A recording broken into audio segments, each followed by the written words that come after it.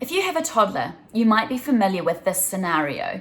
You've had a baby who has just started to get into an excellent sleep pattern. Suddenly, they turn 1.5, 2.5 years old, and bam, sleep problems. This could be due to nap transitions, separation anxiety, sleep regressions, starting preschool, a new sibling, any number of things. But toddler sleep can be tricky. Today I'm going to be answering your sleep question. We are trying to move our toddler to a bed and she won't stay. Help. And in this video, I'm going to talk to you about how you can transition your toddler into a big bed and get them to stay there.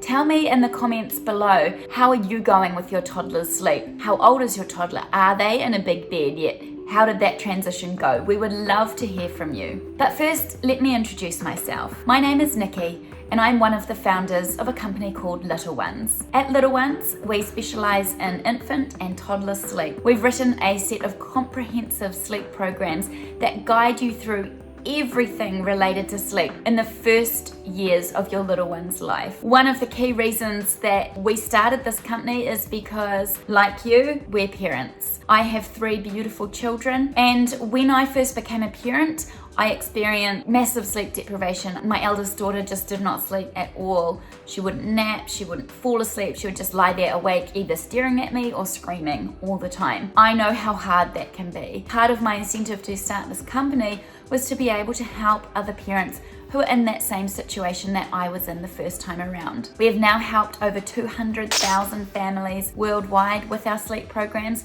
and we would love to help you too. So please check us out, www.little-ones.co. Right, so let's talk about your toddler and the transition to the big bed, because this is a big step in your toddler's life and in their sleep journey. First thing I'm going to say here is I'm not sure how old your toddler is from this question, but just in general, don't be in a rush to move your toddler out of their crib. Unless, of course, you need it for a new baby. But even then, see if you can get around that and somehow borrowing an extra crib for the new baby or having them in a bassinet to start with, because honestly, the longer your toddler can stay in a crib safely, the better. By safely, I mean that they're not climbing out of the crib, because that obviously is dangerous.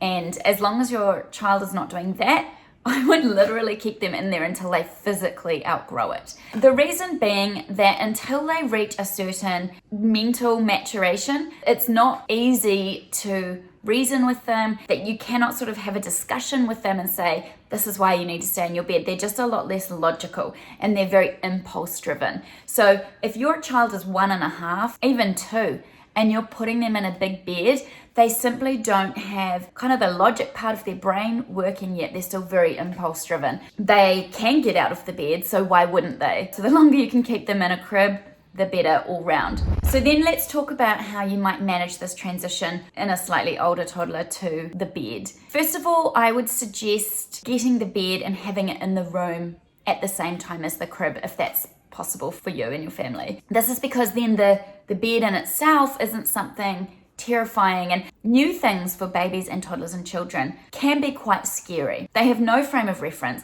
You know, we know ourselves, okay, I'm going to go out and I'm going to buy myself a new bed. You are thinking about it, you're maybe researching online, you've gone and looked at several, you know you're going to get it. You're also an adult, so you've had a lifetime worth of experience of change and adapting to change. Our little ones don't have this. They have no experience of adapting to change. So any change, even though we might not even think it's a big deal, can be a big deal to them, especially a change as big as something in their sleep environment. Don't just get the bed, get rid of the crib in the same day and expect your toddler to be fine in it.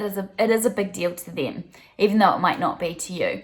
So if you can have the bed and the crib in the same room, I would be looking at how you can make your toddler comfortable with the bed being there. So it might be initially that their bedtime story or their bottle or their milk feed or their cuddle and their song before bed happens in the big bed, and then they're popped into their crib for the night, so that they're starting to get some of those associations of the big bed, but they're not expected to spend the whole night in there.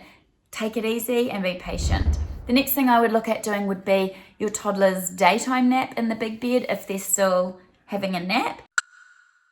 And then you can remove the cot and move into night sleep in the big bed. Something that is going to really help this transition is to keep everything else in their sleep environment the same.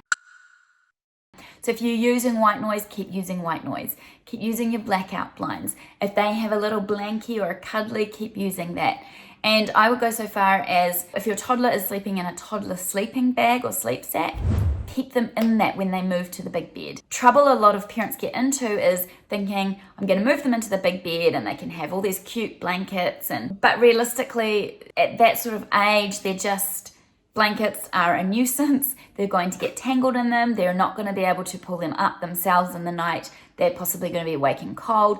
It's a big change and it's a big novelty. If at all possible, keep your little one in their sleeping sack when you move them into the big bed, because that is going to just reinforce that it's sleep and help with that sense of normality that they're used to in their crib. The other good thing about them still being in their sleeping bag is it can restrict their movement a little bit. They still feel cocooned to an extent, so they don't immediately think, oh, my legs are free and I can get out of the bed, so I'm just gonna wander around the place. I know when I transitioned all three of my kids into a big bed, they were still in toddler sleeping bags, because I swear by those things. For like weeks at the start, they didn't even get out of the big bed, even when they could have, when they woke in the morning or after a nap, because they were so used to being in their sleeping bag and the mentality that they wake up and I come in to get them, which was amazing.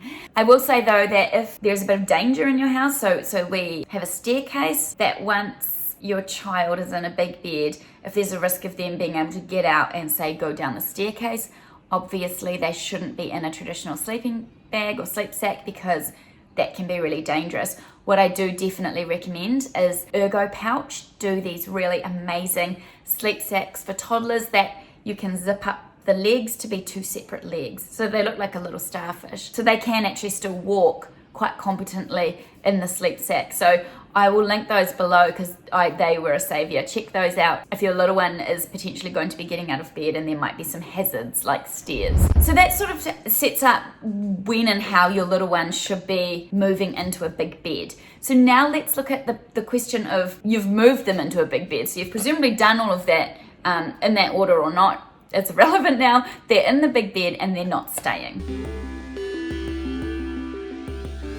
This is because toddlers would find that hilarious and exciting. Like I said earlier, the thing with the big bed is they're not trapped. So they're like, woohoo, here I am with all this newfound freedom. I'm just gonna keep coming out into the lounge room because I can. And to a toddler, any attention, negative or positive, is still attention. So even if they're coming out and you're going, get back to bed, that's still attention. They're still getting rewarded for that behavior. So they're getting some kind of response. But in saying that, I'm not going to immediately assume that they're doing it to be naughty. There are a couple of things that we can rule out first. So the first would be that your toddler is actually ready to go to bed.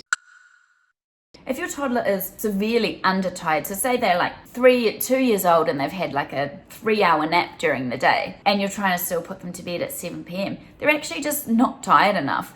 Like in a crib, they maybe would happily be lying there for ages, but because they can't get out, you perhaps don't realize that they're just lying there rolling around awake. In a bed, because they can get out, if they're just not ready to fall asleep, they're going to be popping out all the time. I can guarantee it. The same will be happening if your little one has maybe dropped their nap too early and they're overtired. That adrenaline and that cortisol is going to mean that they just can't settle easily to sleep. Making sure that those two factors aren't featuring in your child's popping out of their room is really going to affect the success of them staying in their big bed. Now let's assume your child has had the perfect length and time nap for their age, or no nap at all depending on their age. They're going to bed say 6:30, 7 o'clock in the evening, pop them in their bed, and you've just settled yourself on the couch in your PJs and they appear. Remembering, of course, that any response from you is win for your toddler. What I would suggest you do is silently return them to their room. Make it as boring as you can. Don't engage with them. This sounds really mean, but you don't need to talk to them, or if you're going to talk to them, I would be repeating my sleep phrase. So I would be saying, it's sleep time now. And you just lead them back to their bed. No playing, no engaging if they're asking you for things. Pop them in their bed, walk out. You might need to do this 150,000 times, because especially the first night or two, because they're literally testing the system. So we know that toddlers and preschoolers and children are the absolute kings of reasons to get up at bedtime, right? My son once got up at bedtime to ask me why we have skin. He's also asked me, how do ducks cough? He's told me that there was a bird outside shouting at him. I've been asked how fish float, what a tongue's made of. And then of course the 8 million glasses of water they suddenly seem to need at bedtime. Don't engage. Don't fall for it. If your child is getting out repeatedly, it's a game to them. Don't play the game. Say your sleepy phrase or say nothing and escort them silently. It's called a silent return back to their bed. Pop them in their bed, walk out again. Don't get frustrated. It's very hard because you're so desperate to watch that show on Netflix. Don't get frustrated or angry. You just need to be patient with them. They are learning the boundaries here, and as toddlers, that's kind of their job, is to push, push, push and learn the boundaries. And you silently returning them to their bed is saying, this is actually what I expect of you. I would also be really careful here about establishing some new sleep habits and sleep associations. It could be really easy to say, I'm just going to sit next to them and pat them, or I'm just going to lie down in their bed with them while they fall asleep. 2 nights in, you'll be doing that forever. You'll probably be visiting them at university to lie down with them while they sleep. They will adapt to any new sleep habits and associations really quickly. Stick to the routine, stick to what you've been doing. You just got to teach them that the expectation is that they're going into their bed and they're going to go to sleep. In the morning, when everyone's bright-eyed and bushy-tailed, presumably, talk to them about it. And you can say, you were really good last night when you went to bed for the 100th time and you stayed there and you went to sleep. Praise them when they got it right. You can also do this overnight. If your toddler is getting up overnight, then silent return is definitely the way to go. Nobody wants to do that in the middle of the night, but believe me, a couple days in and they will be like, okay, well, this isn't fun anymore because you're not engaging, you're not getting me, you're not answering my crazy questions, you're not getting me like 400 bowls of cereal in the middle of the night. So I'm just actually gonna go to sleep because everything else is boring. So just sacrifice a couple nights and it will be worth it. So those are the key things that I would be trying. Check that their nap is okay. That seems weird, but that's quite crucial because if they're overtired or undertired, of course they're getting out. So they're just not going to want to stay there no matter what you do. And then just silently return them to their bed. If you want to go down the road of creating some kind of reward chart, like a sticker chart to do every morning, for them staying in their bed, that's definitely something that you could look into. But silent returns and not engaging in the game is the best way forward from here. Well, I hope that's given you a couple of things to try to keep your toddler in their bed overnight, in their big bed. Please remember that if you're thinking about transitioning your toddler to a big bed, keep them in their crib as long as you can. Don't be in a rush to do it. They'll be in a big bed for the rest of their lives. The longer you can keep them in their crib, honestly, the easier it will be. Thank you very much for watching, and don't forget, if you're having trouble with your toddler's sleep, we would love to help you. Check out our website, www.littlenones.co, and have a look at our sleep programs. We've got all the answers for your toddler's sleep struggles and challenges on there. Thank you for watching, and I'll talk to you again soon.